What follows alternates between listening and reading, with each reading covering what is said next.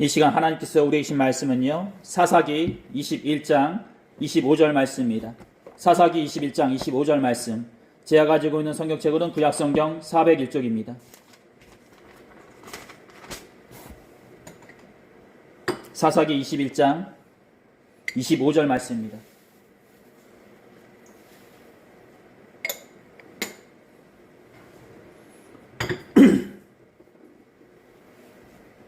제가 가지고 있는 성경책은 구약성경 401쪽입니다.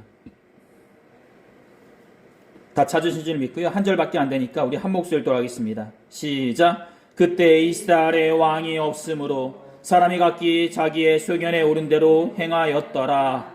아멘. 한 번 더 돌아가겠습니다. 시작. 그때 이스라엘의 왕이 없으므로 사람이 각기 자기의 소견에 오른 대로 행하였더라. 아멘. 오늘의 여러분들과 무엇의 지배를 받나 라는 제목으로 다같이 하나님의 말씀 나누도록 하겠습니다. 우리 말씀 나누기 전에 앞뒤 좌우로 마음과 정성을 모아서요, 예수님의 이름으로 축복의 인사 나누도록 하겠습니다. 예수님의 이름으로 사랑하고 축복합니다. 예수님의 이름으로 사랑하고 축복합니다. 말씀 나누겠습니다. 오늘 본문은 여호수아의 사후부터 이스라엘의 초대 왕인 사울의 즉위하기 전까지의 사사시대의 최종 결론이라 말씀드릴 수 있을 것입니다. 여러분들 아시다시피 그 옛날 하나님께서 아브라함에게 주신 약속대로 이스라엘은 하나님의 선민 백성이 되고요, 그분의 약속대로 가나안 땅을 얻게 되었습니다. 하지만 그들은 하나님의 약속대로 가나안 땅을 얻긴 하였지만 그 가나안 땅의 족속들을 완전히 정복하는 데는 실패하고 말았습니다. 그들은 그 옛날 모세와 여호수아가 지도했던 그 시절만 해도, 심지어 40년간의 고달픈 광야 생활만 해도 잠깐 동안의 다툼과 분쟁이 있었지만 종교적으로 정치적으로는 안정된 생활을 하곤 하였습니다.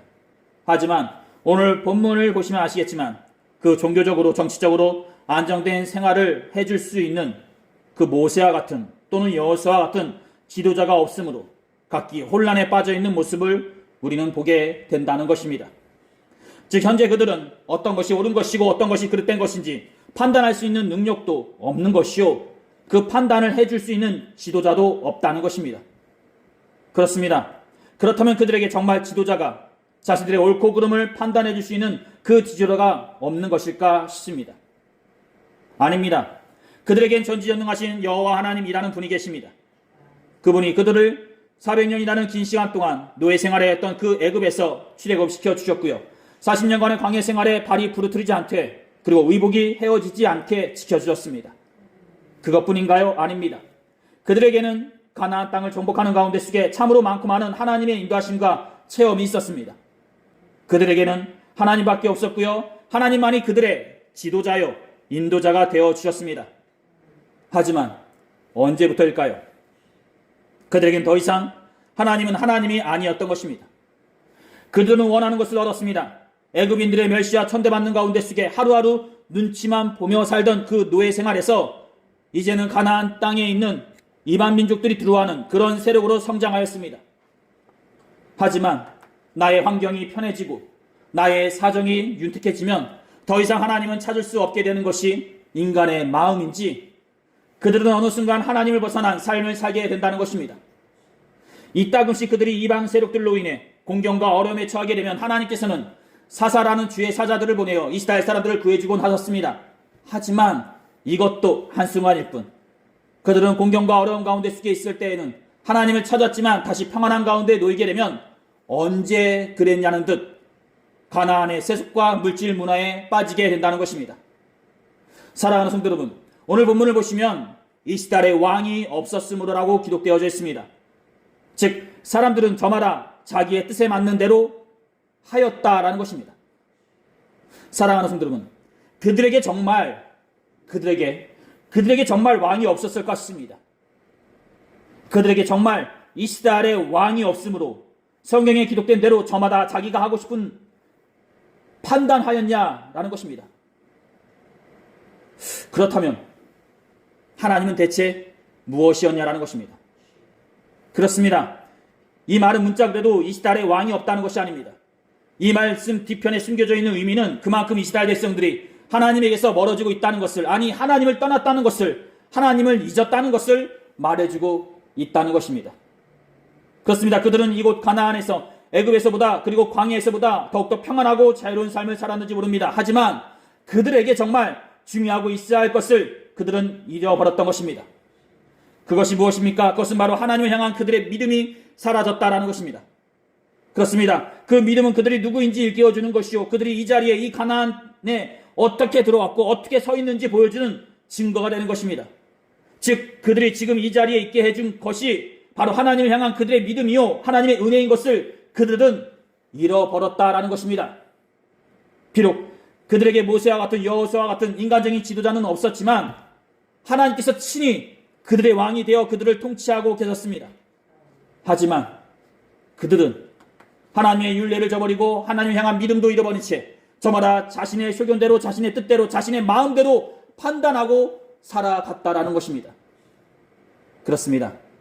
그들에겐 하나님이 계셨습니다. 하지만 하나님이 살아서 그들을 보고 계셨고 친히 그들을 인도해 주시고 보호해 주실 수 있으셨습니다. 하지만 이스라엘 사람들은 하나님을 보려고도 안 했고 그분의 말에 귀를 기울이려고도 안 했다는 것입니다. 그들은 보이지 않는 하나님보다 보이는 우상을 섬기려고 노력하였고요. 크나큰 하나님의 능력과 지혜를 구하기보다 가나안 사람들의 조직과 체계 그리고 왕을 세우기를 원했습니다. 그들에겐 하나님은 더 이상 왕으로서의 하나님이 아니었던 것입니다. 하나님은 그들과 함께 했고 그들과 함께 생활하셨습니다. 하지만 그들은 그 하나님을 느낄 수 없었습니다. 사랑하는 성도 여러분, 그렇습니다. 현재 우리가 살아가고 있는 이 시대의 모습도 이렇듯 사사시대의 모습이 아닌가 싶습니다. 저마다 자신의 마음대로, 자신의 뜻대로 판단하고 생각하고 살아가는 것, 수많은 정보와 지식 가운데 속에 현재 우리는 어떤 것이 옳은 것이고 어떤 것이 그릇된 것인지 전혀 판단되지도 않은 채 그저 내가 보기에 좋은 대로, 내가 생각하기에 편한 대로 그렇게 판단하고 움직이고 있지 않냐는 것입니다.